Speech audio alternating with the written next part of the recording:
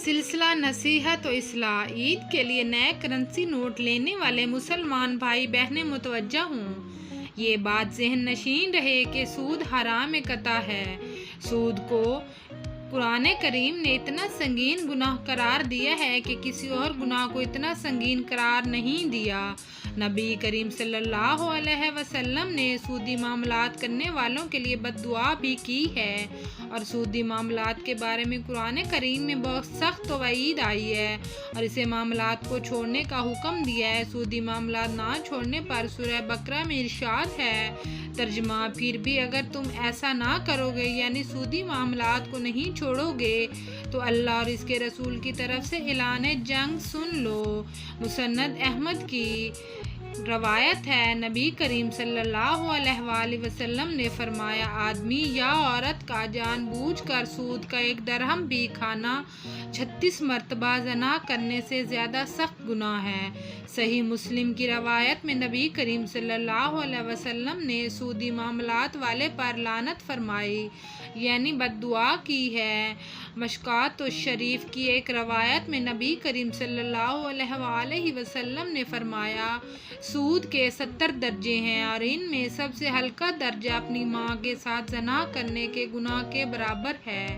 صحیح مسلم کی روایت ہے، حضرت جابر بن عبداللہ رضی اللہ عنہ فرماتے ہیں کہ رسول اللہ صلی اللہ علیہ وآلہ وسلم نے لعنت فرمائی سود کھانے والے پر اور سود کھلانے والے پر، یعنی سودی معاملات میں مبتلا کرنے والے پر اور سود لکھنے والے پر اور سود کے معاملات میں گواہوں پر۔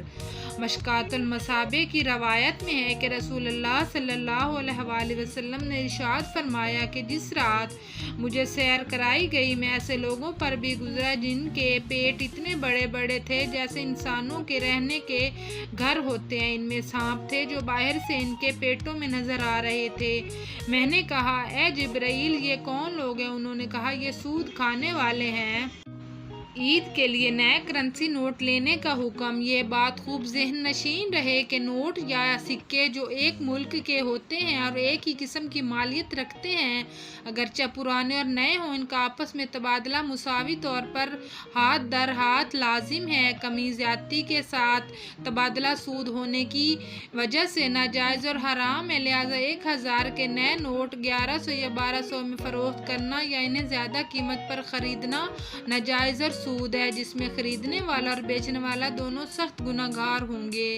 لہٰذا عید کے موقع پر نئے کرنسی نوٹوں کے چکر میں زیادہ قیمت دے کر یا لے کر سود جیسی گناہ کبیرہ سے مکمل طور پر اجتناب کرے، البتہ کمی بیشی کے ساتھ نہ ہو تو پھر معاملہ جائز ہے۔